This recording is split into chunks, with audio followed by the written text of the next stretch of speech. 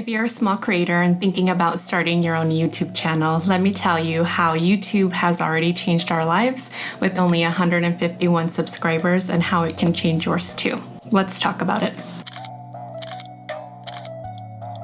But it is the most difficult.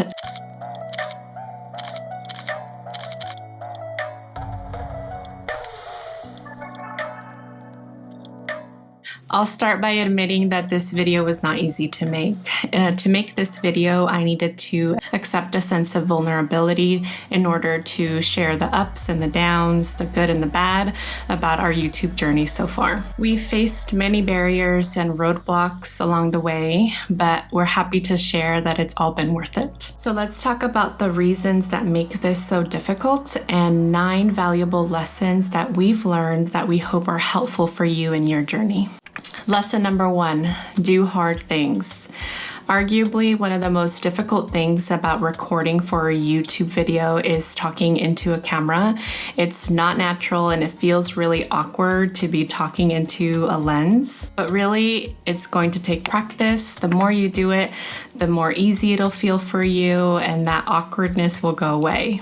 Now, I know that this is easier said than done, especially when there are so many wonderful creators out there that are very charismatic and it just looks so natural. And when you're an introverted person like myself, this can be very challenging and way outside of your comfort zone. Ultimately, the more you do something that you're uncomfortable with, the easier it'll get for you. And like a good friend of ours says, you need to get uncomfortable to get comfortable. Lesson number 2, embrace the struggle. YouTube is going to be a slow growth experience. To get monetized, you need to hit 1,000 subscribers with 4,000 watch hours within the last 12 months, and that's going to take time. It's not going to happen overnight.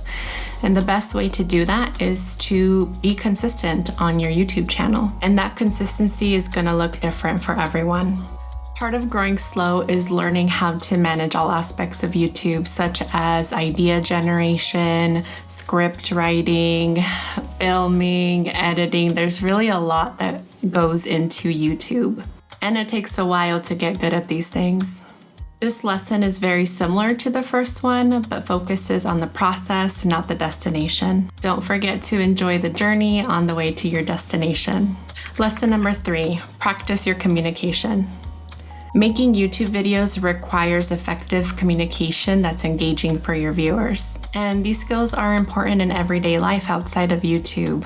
Being able to express yourself, your beliefs, your opinions are essential to your well-being. This is something that I'm still working on, and YouTube is helping me get there. I am working on my storytelling skills, as this is a proven strategy to help captivate your audience. This is helping build my confidence and reducing my anxiety when I have to do things such as public speaking. Moving on to lesson number 4, setting boundaries and priorities. Now, YouTube is going to take a big chunk of your time. It's important for you to build structure and routines in your day throughout your week that's going to be helpful for you and your channel goals. So my husband and I both have 9-to-5 professional careers, so that means that 40 hours of our week are already allocated to our job and leaves very limited time for us to do other things. So we've had to build some structure and routines to allow for things such as working on our small business, cooking, cleaning, taking our dog for walks every evening. And it hasn't been easy, and we're still working on making changes so that we have more time to do things that we want to do. But that's working for us right now, knowing that we want to continue to work on YouTube. Thankfully, we are a 2-person team, so we're able to split tasks between the both of us based on our strengths and the areas that we want to work on. At the end of the day, remind yourself that you can't do it all. So focus on what you can and what you think is most important for you. Lesson number 5, build confidence. If you don't already know what to make videos about, then I suggest you start by thinking about what you're passionate about, what you're interested in, things that excite you, as this is going to help you show up more confidently in your videos. And this may help decrease your anxiety for being in front of the camera. As a personal example, I recently jumped into the world of machine embroidery, and this is an area that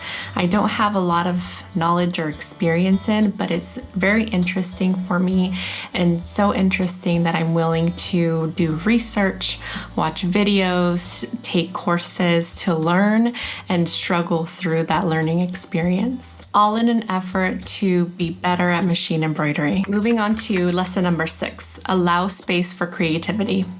Making engaging content often requires thinking outside of the box. Making YouTube videos feel very different than making short form content for Instagram or TikTok, and it often feels like the stakes are higher. But we've taken this opportunity to be creative with how we share information and taking what we learned from short form content and applying that to our videos. We're finding ways to really slow down our videos as we were so used to that fast pace on beat transitions for Reels and TikToks. And in this way, we use other angles and transitions that make it immersive and fun for the viewer. At the end of the day, creativity is a muscle that gets stronger with practice. Lesson number 7, build a community. Building a sense of community is going to be the best way to grow your channel and your audience. And this can be done in a few ways. Start by being your authentic self.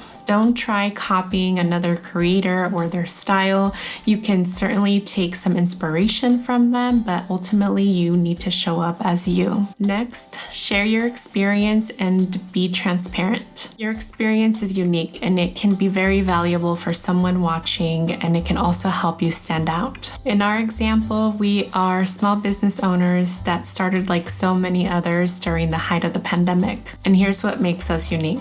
We were first in our families to graduate from high school and college. We have professional careers and decided to start a small business to have a creative outlet during our spare time. And we're trying to make all of that work out of a spare bedroom in our small apartment, and just hoping to share our journey, our experience, and hoping that that reaches those out there that are also doing something similar. Lesson number 8, done is better than perfect.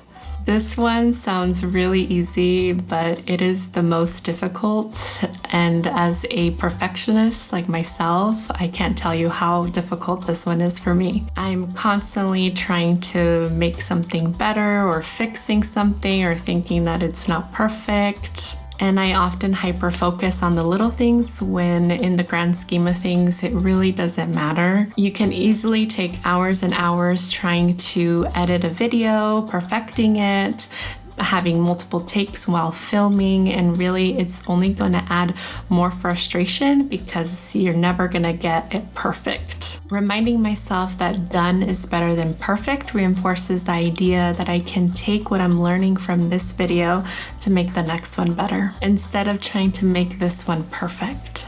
Lesson number 9, remember your why. When things get really hard, and they will, it's important to come back to remembering your why. As I face really hard challenges, I'm starting to take the time to think about, why am I doing this? There's this really good activity called 5 Whys, and it's a great practice for you to narrow in on what that reason is for you, especially during a difficult moment. All you need is a paper, pen. You can grab your phone and jot this down in your notes. And really, you're going to start by asking yourself, why are you doing this? And the key is for you to write down the first thing that comes to mind. And you're going to follow that up by asking yourself, but why? And you'll write the first thing that comes to mind, and you're going to keep doing this until you reach your 5th why.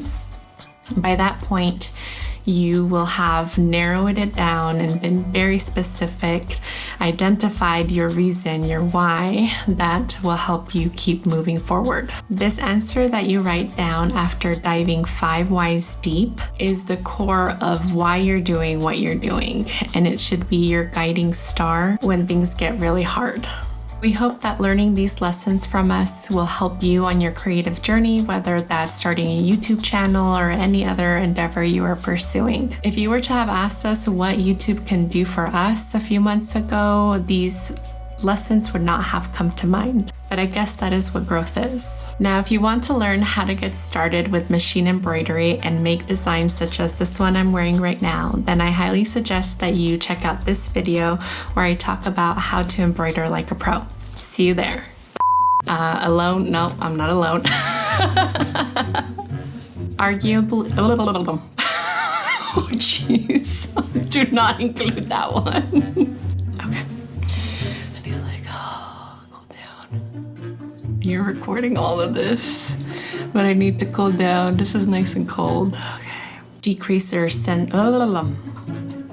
tongue twister. This might be a thing I just do normal in life, like when I'm feeling anxious. Just put my water bottle to my face.